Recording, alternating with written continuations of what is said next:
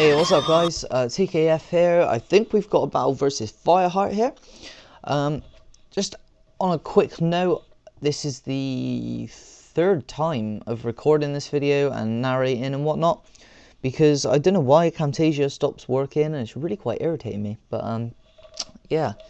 So let's go ahead and take a look at the battle. One thing I did want to quickly say though was, for any of you guys that do what I do, which is Wi-Fi battles or, you know, narrated Wi-Fi battles or narrated walkthroughs, take a look at one of your very first walkthroughs. It really is cringeworthy.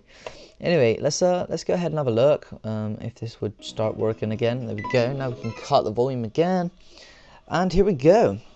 So I'm going to lead off with my Shuckle, which played a really big part in this match, which was really cool. It's usually useless.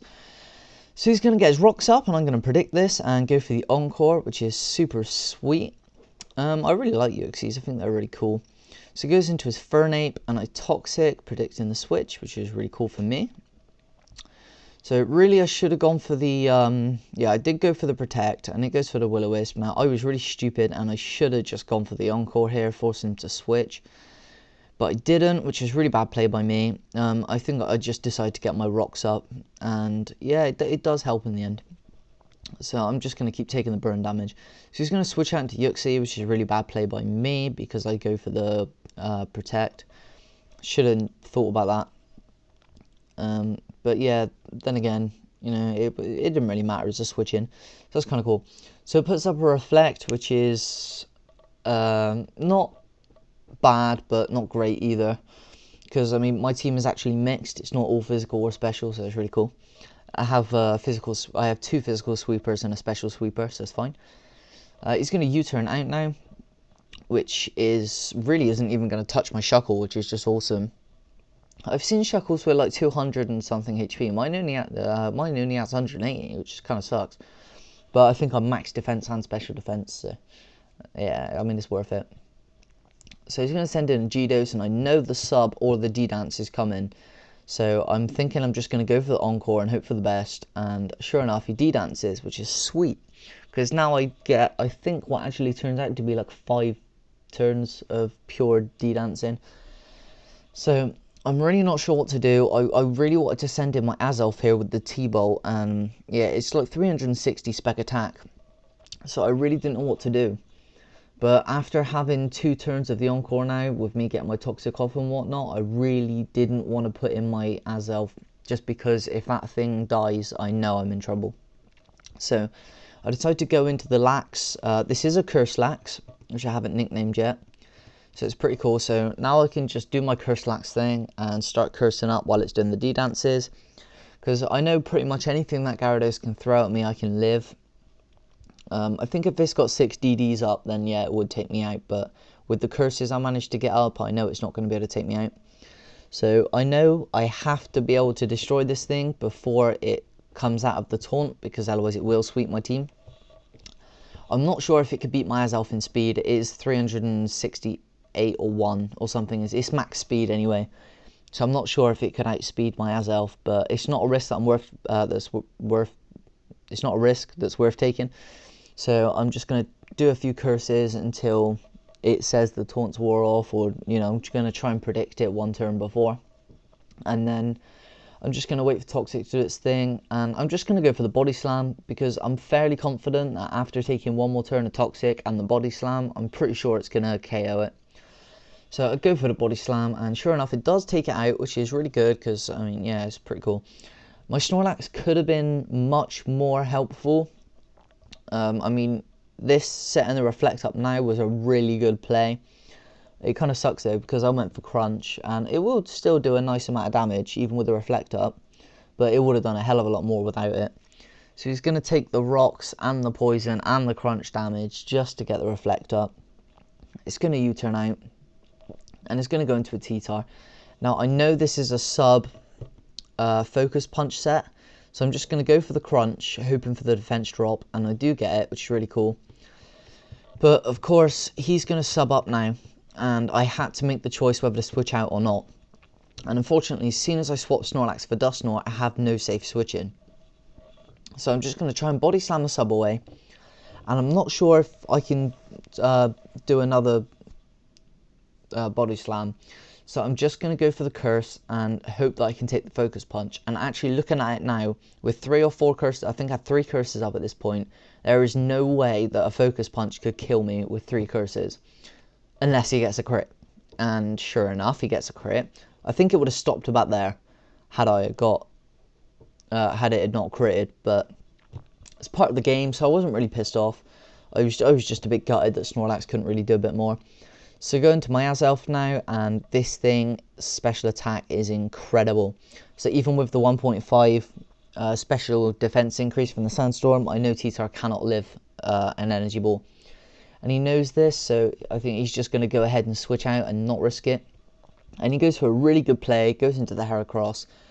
I should have predicted that, and I didn't, so I went for the energy ball. Because I know nothing can use grass absorb, so I wasn't really bothered. So I'm just going to let it take the energy ball, and I know I'm going to outspeed, so I'm just going to go ahead, use the flamethrower, which is awesome. And I was so worried about Swarm or Guts or whatever it's called, but I do kill it, which is super sweet, because that thing probably would have sweeped. Yeah, it definitely would have taken out myself, so that was really cool. So it's going to go into his Yuxi now, and it's going to take the rocks damage and the toxic damage, and I'm faster, so I'm going to get off the flamethrower. And I knew this thing was carrying light screen, and it does hit off the light screen. But thinking about it, I knew I could kill it because of the sandstorm damage and the poison damage and everything. I knew there was no way it could live another flamethrower. But it turns out I was wrong, even with my nearly max special attack. And its light screen, I was just incredible. That thing must be max spec def as well. So that was just crazy to see something like that. So it sends in Nape now, and yeah, my Azelf takes the Life Orb recoil, so I die. Which actually puts me up to something like 400 spec attack, I suppose. I'm not really sure on how that works. So I go into Logasm, and I'm just going to go for the fake out, because I know that I take out the Infernape. I don't believe the crit mattered, because I am Adamant Nature, Max Attack, and Life Orbed. So I really don't think that mattered, and Infernape's not really the best for defense. So he goes into his T-Tar, which is awesome play, because there's nothing I can do against that. So I go into my Cress, and I'm hoping for the sub, but it Stone Edges and misses. So sorry about that, dude, that does suck. But I'm fairly confident I can take a Stone Edge pretty well. I'm pretty sure I can.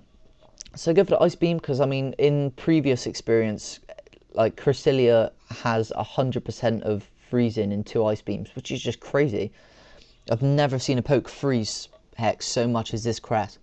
But T-Tar, I think, breaks the theory, lives 2 Ice Beams without freeze Hex, gets the Stone Edge, which I do live really nicely.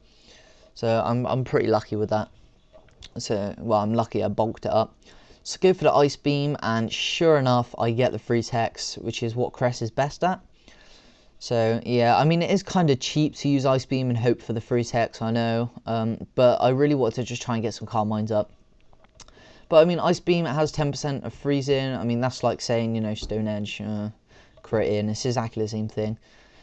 So, I'm going to keep taking the Sandstorm damage and getting the lefties back. And I'm just going to go for the Ice Beam. I don't think I bother Calm Mind him because, I mean, it's really not worth it. If it falls out, it's going to destroy me. And it does fall out.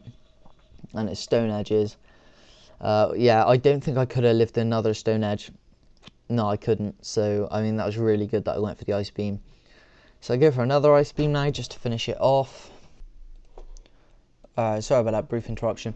So yeah, I finish off the Ice Beam, which is really cool. So yeah, like I said, I really don't think I could have lived another Stone Edge there, so that was pretty lucky.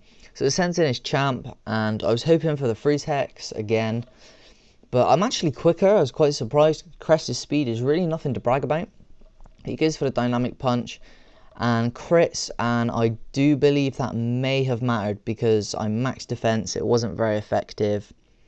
But yeah, I really can't be sure because I don't know what his attack is. So I'm going to send in Logasm because this is like the perfect counter to a Fighting Poke, because I go for the Fake Out and it's going to do a huge amount of damage with the Life Orb.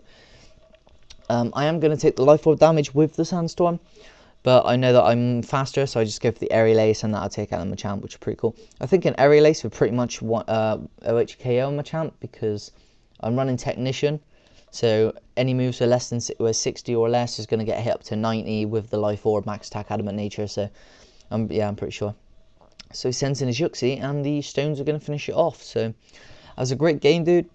Thanks for helping me unknowingly test this team, because like I said, I did swap out the Lax for the Dusknoir. I'm not sure what's best at the moment, because unfortunately the crit did happen, and I didn't really get a chance to test it out. But yeah, just a few things. I mean, that Heracross, if I'm not mistaken, that is Scarfed. I believe you told me it is once, with the close combat and whatnot. But yeah, my Azelf is max speed, so if it or was it banded, I can't remember, I'm not sure. But anyway, yeah, I'm absolutely loving your Heracross, bro. That's awesome. And your T-Tar. So, by the way, I think it does take a great deal of skill to use a T-Tar, because I mean, in all fairness, every time I use one I fail epically. So yeah, well done. I will post the link to his channel in the description, so please make sure you go check him out and sub him up. And hit the subscribe button above for more videos and whatnot, and feel free to leave a comment.